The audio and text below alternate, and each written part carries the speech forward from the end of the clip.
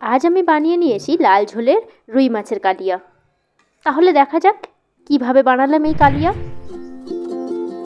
নমস্কার, সকলকে স্বাগত আমার একটা ফ্রেশ কিচেন চ্যানেলে।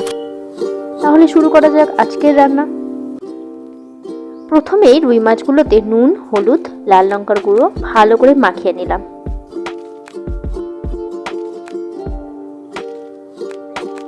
এবার এর মধ্যে একটু চাল গুঁড়ো ছিটিয়ে এইভাবে দুটো পিঠ ভালো করে মাখিয়ে নিলাম।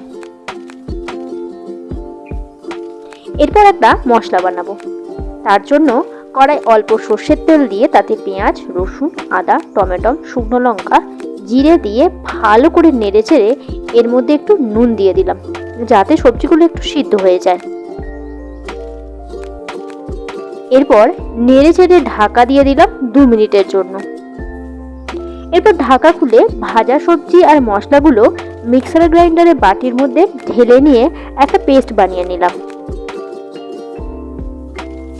এবার কড়াই তেল দিয়ে নুন হলুদ মাখানো মাছগুলো ভেজে নিলাম।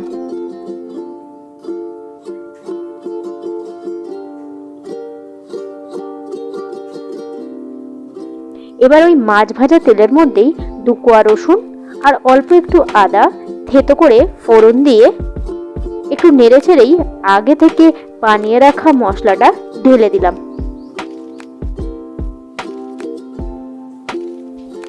মশলাটা দিয়ে ভালো করে তেলের ওপর মশলাটাকে ভেজে নিলাম। এরপর ভালো করে নেড়ে চেড়ে মশলাটা ঢাকা দিয়ে দিলাম। খানিকক্ষণ পর ঢাকাটা খুলে আগে থেকে একটা বাটিতে আমি কিছুটা জলের মধ্যে নুন আর হলুদ গুলে রেখেছিলাম, সেটাই এর মধ্যে দিয়ে দিলাম। এবার মশলার বাটি ধোয়ার জলটা দিয়ে ভালো করে ফুটিয়ে নিলাম। এবার জলটা যখন একটু ফুটে গিয়ে শুকিয়ে আসবে তখন আমি ভেজে রাখা মাছগুলো ঝোলের মধ্যে দিয়ে এক পিঠ ঝোলে ডুবিয়ে ঘুরিয়ে আবার এক পিঠ ঝোলের মধ্যে ডুবিয়ে দেবো। ভালো করে ডুবে গেলেই ব্যাস তৈরি।